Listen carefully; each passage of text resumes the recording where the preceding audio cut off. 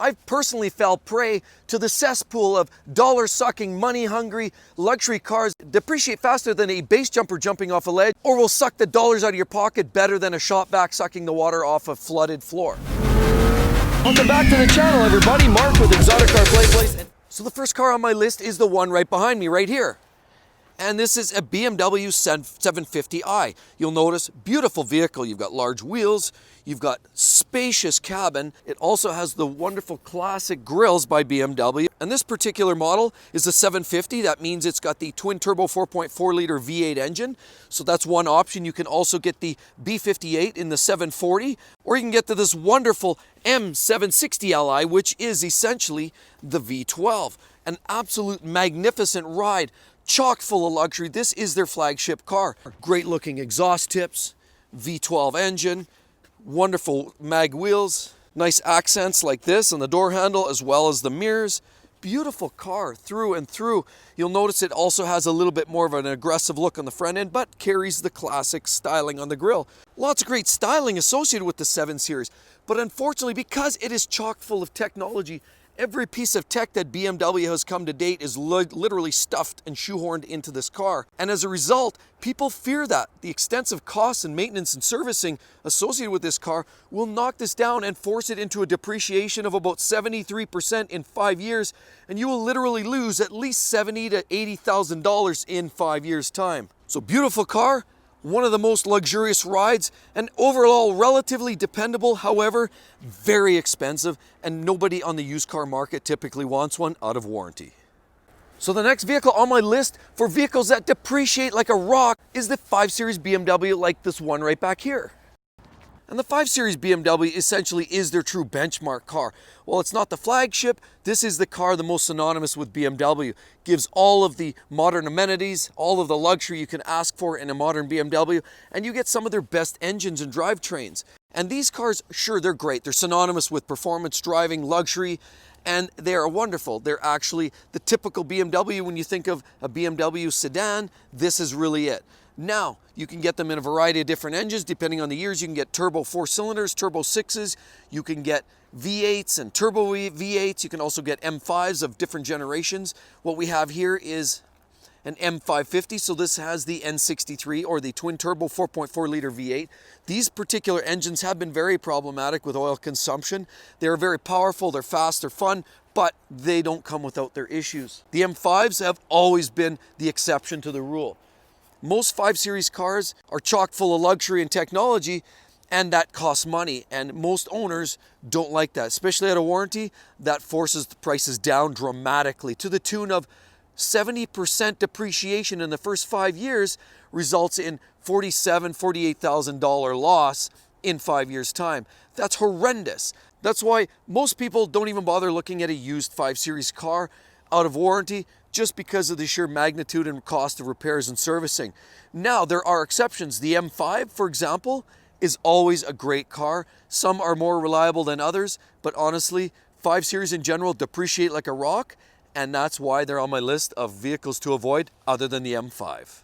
And the next worst depreciating car on our list is the Maserati Ghibli, an absolute beautiful masterpiece of Italian engineering. But unfortunately, in 5 years, this car will lose 69% of its value, or to the tune of about $61,000. Why is that? Well, primarily because of generally lackluster build quality. You've got structural issues, you've got infotainment problems with these vehicles. How about expensive parts that are just hard to come by and they take a long time just to get?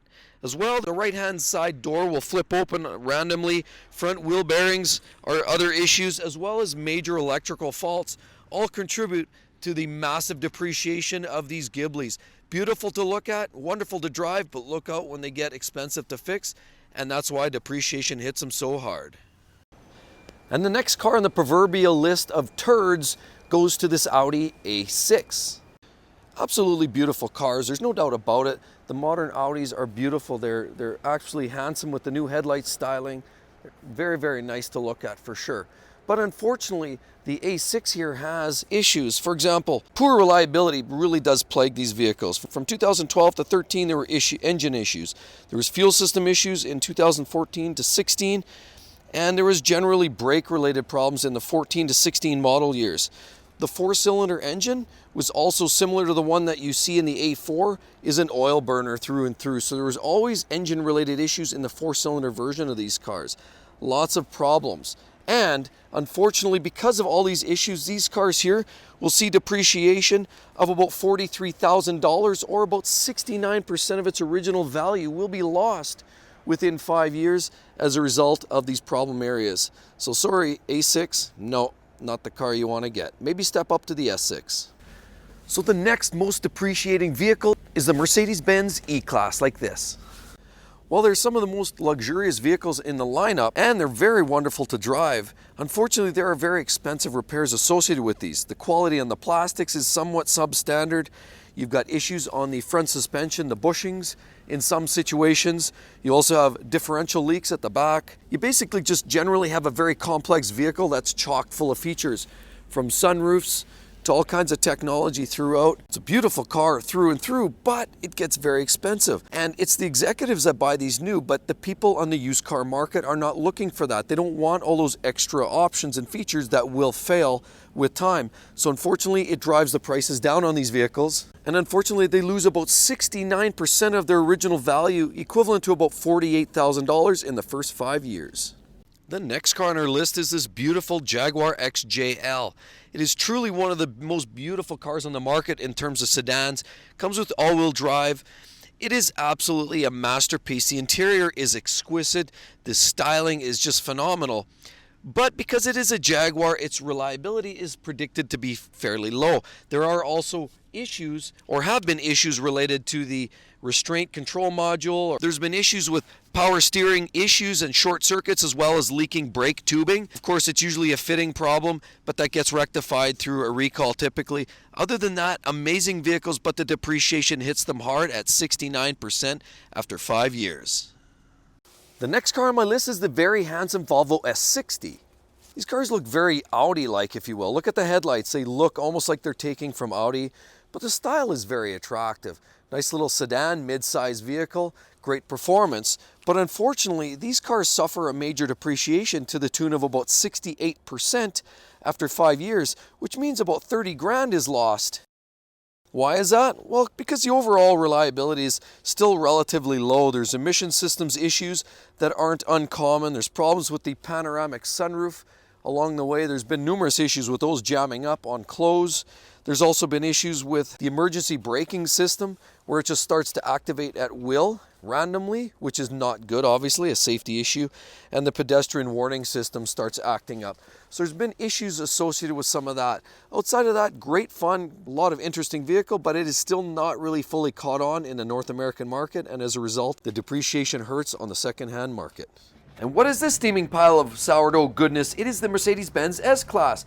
It loses 67% of its original value in the first 5 years, which means you'll lose up to 80 grand. The S-Class has generally been the top of the line benchmark car for Mercedes-Benz and usually features all of the elements and components and technology that generally goes into the brand is featured within this particular model. And of course, these cars are always wonderful to drive. They have some of the most advanced and wonderful interiors in the industry, but unfortunately the overall build quality sometimes is slightly substandard. You have rust issues with a lot of these vehicles that come on a little sooner than they should. They have a very complex air ride system that often fails and becomes very costly to repair.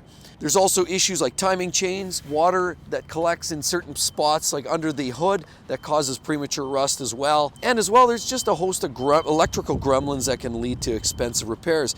As a result, nobody generally wants these on the used car market, and it drives the prices down drastically. The Mercedes S-Class, another one for the center of the lake. And next is the proverbial stain on Ford, and it's the Lincoln MKZ.